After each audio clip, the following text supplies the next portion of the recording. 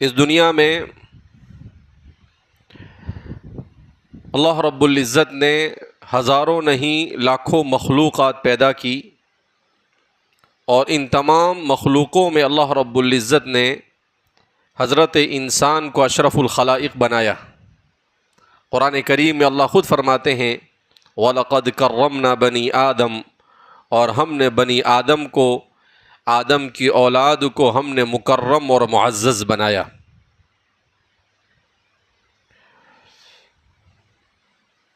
اس دنیا میں انسان تو روئے زمین پر بہت بستے ہیں، مگر ان انسانوں میں دو طرح کے انسان ہیں۔ حضرت مولانا عبد الباری صاحب ندوی نور اللہ مرقدہ، جو ہمارے اس آخری دور کے بہت بڑے مسلمان فلسفی گزرے ہیں، سائنس کا انہوں نے بڑی گہرائی کے ساتھ مطالعہ کیا۔ ہندوستان کی پہلی مسلم یونیورسٹی جامعہ عثمانیہ کے آپ پروفیسر رہے ہیں۔ آپ نے اپنی ایک کتاب میں ایک جگہ پر لکھا ہے کہ میں نے یہ جاننے کی کوشش کی کہ انسان کی تعریف کیا ہے، انسان کسے کہا جاتا ہے۔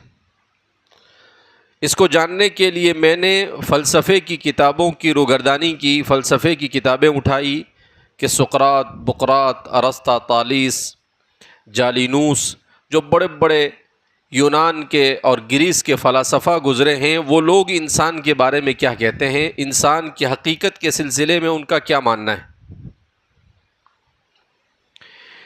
پھر میں نے بڑے بڑے سائنسدانوں کی کتابوں میں اسے تلاش کی کہ نیوٹن اور سارٹر اور ڈاروین اور فرائیڈ، جو بڑے بڑے سائنسداں گزرے ہیں، یہ لوگ انسان کے بارے میں کیا کہتے ہیں۔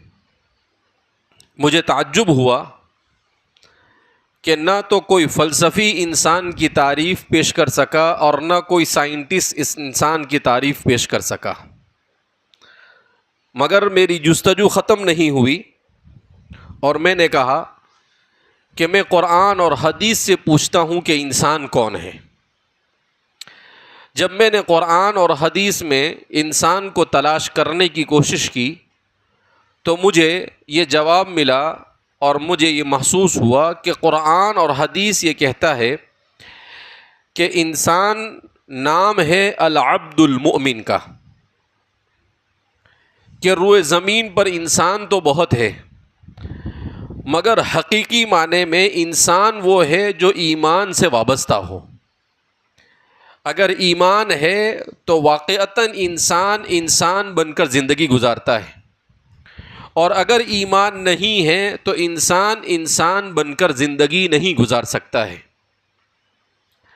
آج کی دنیا ہمارے سامنے ہے، ایک ایسی دنیا میں ہم زندگی گزار رہے ہیں جو سائنس اور ٹیکنالوجی کے اعتبار سے اتنی آگے بڑھ گئی ہے کہ جس کے بارے میں کہا جاتا ہے کہ یہ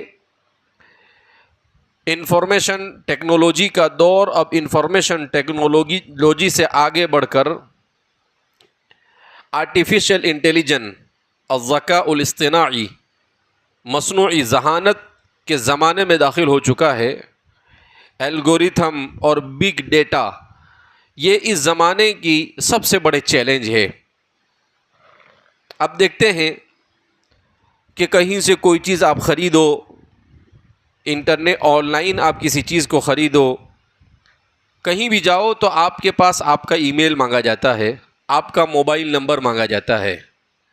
یہ کیوں کیا جاتا ہے؟ اس کو بگ ڈیٹا کا نام کہا گیا ہے کہ ہر انسان کی ہر قسم کی معلومات کو جمع کیا جا رہا ہے۔ اب سوال پیدا ہوتا ہے کہ یہ آن لائن امیزون والے اور اس کے علاوہ جو بھی فلپکارٹ ہے اور دنیا کے جتنے بھی پلیٹ فارم ہیں آن لائن، اس کے علاوہ بھی ہر جگہ پر آخر انسان سے اس کا موبائل نمبر اور اس کا ای میل کیوں مانگا جاتا ہے؟ وہ اس لیے مانگا جاتا ہے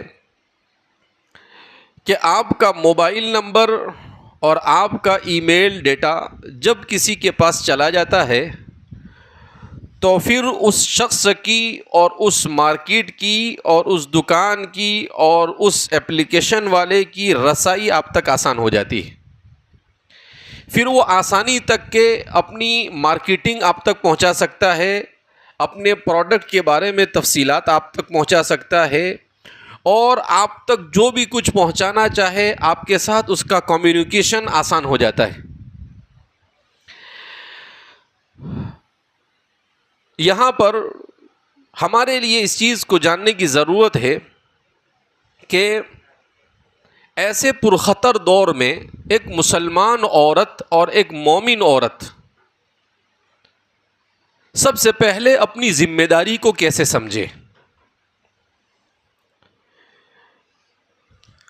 اس زمانے کا سب سے پرخطر جو فتنہ ہے وہ ہے ایمان کو بچانا.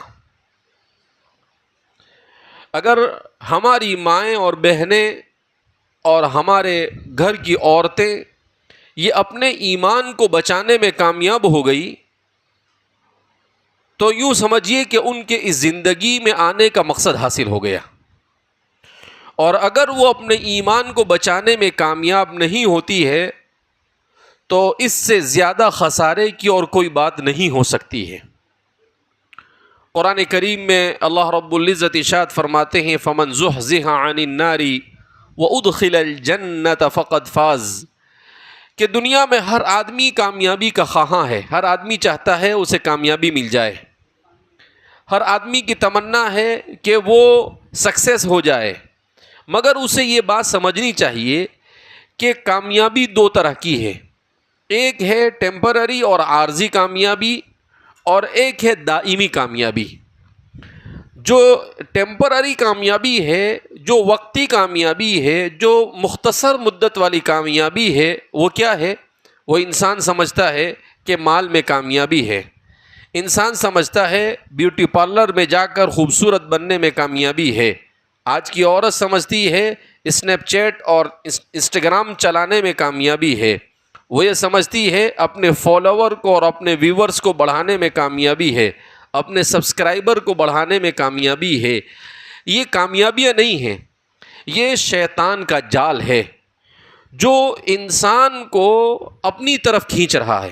قرآن کریم میں اللہ فرماتے ہیں زین لہم الشیطان اعمالہم، شیطان نے ان کی برائیوں کو ان کی نظروں میں مزین کر کر پیش کیا کہ جو چیز غلط ہے ان چیزوں کو انسان اچھا تصور کر رہا ہے. لہذا ہماری مائیں اور بہنیں اس بات کو خوب اچھی طرح سمجھے کہ ہم اپنے ایمان کو بچانے کے لیے کیا کر سکتے ہیں.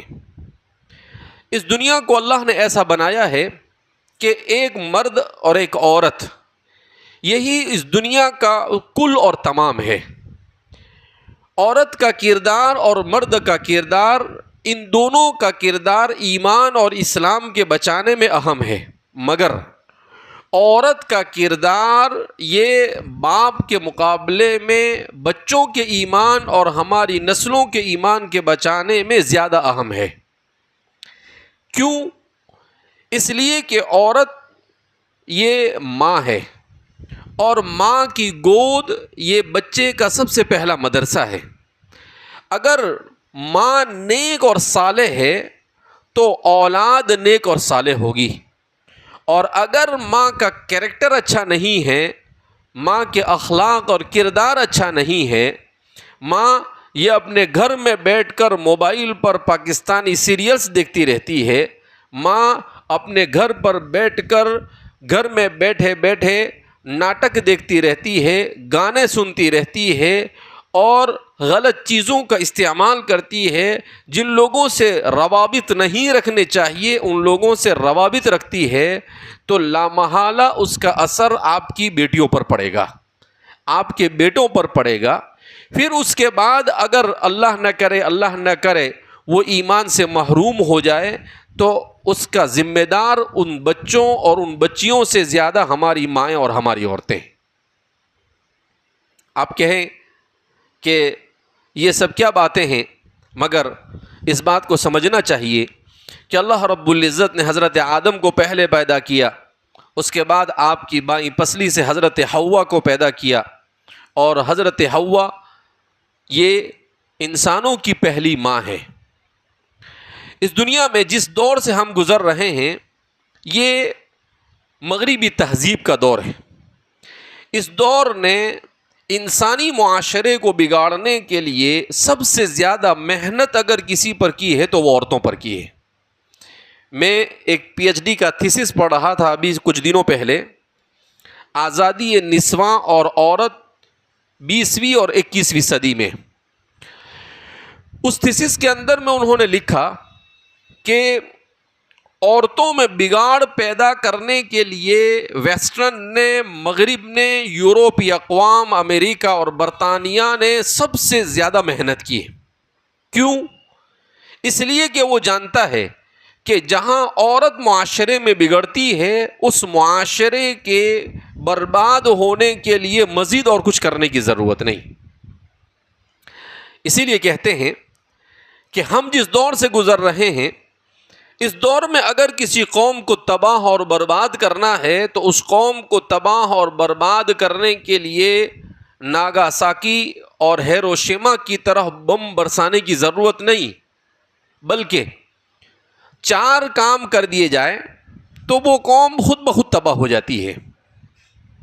نمبر 1، اس قوم کے نظام تعلیم کو ختم کر دیا جائے۔ جب نظام تعلیم انگریزوں کے مطابق ہوگا تو ظاہر سی بات ہے کہ ہمارے بزرگوں نے کہا کہ انگریزوں نے جو نظام تعلیم ہمارے یہاں پر چھوڑا ہے، سسٹم آف ایجوکیشن، وہ ایسا ہے کہ جو اپنی فکر اور اپنی تہذیب کو پروان چڑھاتا ہے۔ تو ظاہر سی بات ہے کہ اس نظام تعلیم سے متاثر ہو کر ہمارے ایمان کو بڑا خطرہ محسوس ہوتا ہے۔ بہرحال تو نظام تعلیم کو بگاڑنے کی 2 شکلیں ہیں۔ نظام تعلیم کو بگاڑنے کی ایک شکل تو یہ ہے کہ اس نظام تعلیم کو ایسا بنایا جائے کہ اس کو پڑھنے کے بعد دین کے ساتھ، اللہ اور اس کے رسول کے ساتھ کنیکشن ٹوٹ جائے۔ دوسرا، اس نظام تعلیم کو اتنا کمزور بنایا جائے کہ چیٹنگ کر کر یا مختلف طریقے سے بچوں کو پاس کر دیا جائے، جنہیں آتا کچھ نہ ہو اور کسی طریقے سے وہ پاس کر کر آگے نکل جائے۔ ان دونوں طریقے سے نظام تعلیم کے ذریعے سے دنیا میں انگریزوں نے اپنے آپ، ان کا نظام ہمیشہ اپ ٹو ڈیٹ ہوتا ہے، اور دنیا کا نظام، تعلیمی نظام، یہ ان کے نظام سے بالکل الگ اور پیچھے ہوتا ہے۔ دوسرا، کسی بھی معاشرے کو تباہ اور برباد کرنے کے لیے اس معاشرے سے عورت کے کردار کو ختم کر دیا جائے۔ کیا مطلب؟ کہ اس معاشرے میں عورت کو مارکیٹ میں لا کر کھڑا کر دیا جائے۔ یعنی اللہ نے مرد اور عورت دونوں کو بنایا ہے، مگر دونوں کی ذمہ داریاں الگ الگ ہیں۔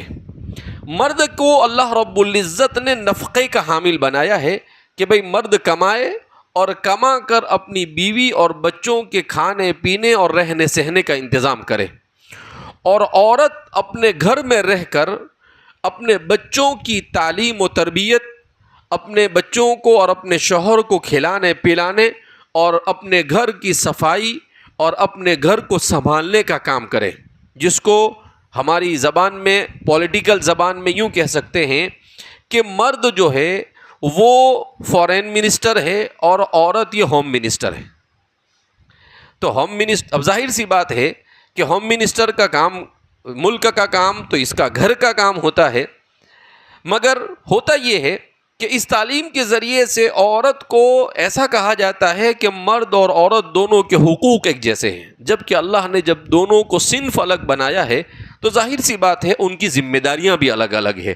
جیسے وزیر داخلہ ہے، وزیر خارجہ کا کام نہیں کر سکتا ہے، وزیر خارجہ وزیر داخلہ کا کام نہیں کر سکتا ہے، اسی طریقے سے عورت کا بھی۔ تو اس بات کو سمجھنا چاہیے کہ جس معاشرے میں عورت اپنے گھر کی ذمہ داری کو چھوڑ کر مارکیٹ میں آ جاتی ہے، اس معاشرے کو تباہی اور بربادی سے بچانا بہت مشکل ہو جاتا ہے۔ اسی طریقے سے تیسری بات بیان کیا کہ ٹیچر کی اہمیت کو کم کر دیا جائے۔ کہ بچے ٹیچر کو کوئی اہمیت نہ دے، اور چوتھی بات علماء کی اہمیت کو گھٹا دیا جائے۔ جب یہ چار کام کیے جاتے ہیں تو وہ معاشرہ اخلاقی اعتبار سے، معاشرتی اعتبار سے، ہر اعتبار سے تباہی اور بربادی کا شکار ہو جاتا ہے۔ ہماری ان ماؤں اور بہنوں کے لیے سب سے اہم پیغام اس وقت ہے وہ یہ ہے کہ ہم لوگوں نے اپنا زیادہ تر وقت یہ موبائل پر خرچ کرنا شروع کیا۔ ہماری نوجوان بیٹیاں، ان کے ہاتھوں میں بھی موبائل ہے، اور اسنیپ چیٹ یہ اتنی بری بلا ہے کہ آدمی کی ہر چیز کو دوسرے تک پہنچاتا ہے۔ آپ کے پاس اسنیپ چیٹ ہے، اس کا مطلب یہ ہے کہ آپ جہاں جائیں گے آپ کے ارد گرد کے لوگوں کو پتہ چل جائے گا کہ یہ آدمی یہاں ہے، یہ بچی یہاں ہے، یہ عورت یہاں ہے۔ اس پورے ایریے کا لوکیشن، اس لوکیشن میں کون کون ہے اس کا بھی آپ کو پتہ چل جاتا ہے، جس کی وجہ سے آدمی کا ایک دوسرے کے ساتھ ناجائز تعلقات کے جو چانسز ہیں وہ بڑھ جاتے ہیں۔ اسلام نے عورت کو بڑی اہمیت دی۔ دنیا کی تاریخ میں اسلام سے زیادہ ان عورتوں کو حقوق دینے والا کوئی مذہب اور کوئی تہذیب نہیں ہو سکتی ہے۔ اسلام نے عورت کو اسی لیے اہمیت دی ہے، حضور نے یہاں تک کہا کہ یہ ساری کے ساری دنیا یہ عارضی چیز ہے، ایک دن ختم ہو جائے گی، مگر اس میں سب سے بہترین چیز کیا ہے؟ کہا المرأۃ الصالحہ، نیک اور صالح عورت۔ اسی لیے ہمارے والد صاحب فرماتے ہیں کہ مرد پڑھتا ہے، فرد پڑھتا ہے، عورت پڑھتی ہے، اور عورت نیک اور صالح بنتی ہے تو نسلیں نیک اور صالح وجود میں آتی ہے۔ لہذا ہماری عورتوں کو دین سے وابستہ ہونا بہت ضروری ہے، قرآن سے وابستہ ہونا بہت ضروری ہے۔ ہماری عورتوں کو اپنے گھروں میں موبائل پر وقت کھپانے کے بجائے ریسیپیوں کے لیے گھنٹوں خور برباد کر دیتے ہیں، اور اس طرح کی چیزوں پر ہم اپنے وقت کو برباد کرتے ہیں۔ اس سے بہتر یہ ہے کہ ہم حضرت عائشہ کی سیرت کو پڑھیں، ہم حضرت خدیجۃ الکبریٰ رضی اللہ تعالی عنہا کی سیرت کو پڑھیں، ہم حضرت ام سلمہ رضی اللہ تعالی عنہا کی سیرت کو پڑھیں، ہم حضرت ام سلیم کی سیرت کو پڑھیں، ہم حضرت ام حرام کی سیرت کو پڑھیں۔ اللہ اکبر، ایسی عورتیں ہیں، ایسا کردار ان لوگوں نے ادا کیا، خدا پاک کی قسم جب ان کا نام زبان پر آتا ہے تو بدن کے بال کھڑے ہو جاتے ہیں کہ اللہ، یہ عورتیں تھیں مگر انہوں نے علم میں، تعلیم میں، تربیت میں، ہر چیز میں کئی مردوں کو بھی پیچھے چھوڑ دیا۔ حضرت ام سلیم رضی اللہ تعالی عنہ حضرت انس بن مالک رضی اللہ تعالی عنہ کی والدہ ہے، وہ اللہ کے رسول صلی اللہ علیہ وسلم کی رشتے میں دور سے خالہ ہوتی تھی۔ آپ صلی اللہ علیہ وسلم جب مدینہ منورہ تشریف لائے تو حضرت ام سلیم رضی اللہ تعالی عنہ حضرت انس جو چھوٹے سے 10 سال کے تھے ان کو لے کر آئی اور کہنے لگی، اے اللہ کے رسول صلی اللہ علیہ وسلم، آپ میرے بھانجے ہوتے ہیں، قریبی رشتہ دار ہوتے ہیں، مگر میرے پاس دینے کے لیے کچھ نہیں ہے، یہ میرا بیٹا ہے، یہ آپ کی خدمت کرے گا، صبح میں آ جائے گا آپ کے پاس، شام تک کے آپ کے پاس رہے گا۔ اور آپ صلی اللہ علیہ وسلم دوپہر میں عام طور پر حضرت انس فرماتے ہیں کہ کبھی حضرت ام سلیم کے گھر پر اور کبھی حضرت ام حرام کے گھر پر جا کر قیلولہ کرتے تھے، اپنی خالہ کے گھر پر جا کر آرام کرتے تھے۔ ایک مرتبہ آپ صلی اللہ علیہ وسلم آرام فرما رہے تھے تو آپ صلی اللہ علیہ وسلم کے بدن سے گرمی کی وجہ سے پسینہ آ رہا تھا، تو آپ صلی اللہ علیہ وسلم کے بدن کا پسینہ یہ مشک و عنبر سے زیادہ خوشبودار ہوا کرتا تھا۔ تو حضرت ام حرام رضی اللہ تعالیٰ عنہ فرماتی ہے کہ میں نے دیکھا کہ بہت پسینہ آ رہا ہے، میں نے ایک شیشی لی اور اس میں آپ کا پسینہ بھرنا شروع کیا۔ حضور کی آنکھ کھلی تو کہنے لگے، اے میری خالہ کیا کر رہی ہو؟ تو کہا کہ آپ کا پسینہ بڑا خوشبودار ہے، میں نے سوچا کہ وہ نیچے گھی کا ضائع ہو جائے تو میں اس کو اپنی شیشی میں بھر رہی ہوں۔ حضرت ام المؤمنین عائشہ صدیقہ رضی اللہ تعالی عنہ فرماتی ہے کہ حضرت ام سلیم جب مجلس میں آتی تھی تو تمام عورتیں بالکل کان کھڑے ہو کر بیٹھ جاتی تھی، اس لیے کہ وہ ایسے عورتوں کے مسائل کے سوال کرتی تھی جو کسی کے ذہن و دماغ میں بھی نہیں آتے تھے، اور پھر آپ صلی اللہ علیہ وسلم ان سوالوں کے جواب دیا کرتے تھے۔ تو ان عورتوں نے دین کو سیکھا. آپ سبھی جانتے ہیں اسلام کی سب سے پہلی شہیدہ حضرت سمیہ رضی اللہ تعالی عنہا، جس نے سب سے پہلے اپنے ایمان کا سودا نہیں کیا، اپنی جان تو دے دی مگر اپنے ایمان کا سودا نہیں کیا. آج ہماری وہ مائیں اور بہنیں جو غیروں کے ساتھ اپنے تعلقات کو قائم کرنے کی کوشش کرتی ہے، خدا پاک کی قسم بڑے خسارے کے اندر میں ہیں. انہیں حضرت سمیہ رضی اللہ تعالی عنہا کی سیرت پڑھنی چاہیے کہ وہ کیسی عورت تھی کہ جس نے بے دردی کے ساتھ اپنی شہادت کو تو پسند کیا مگر اپنے ایمان کا سودا نہیں کیا.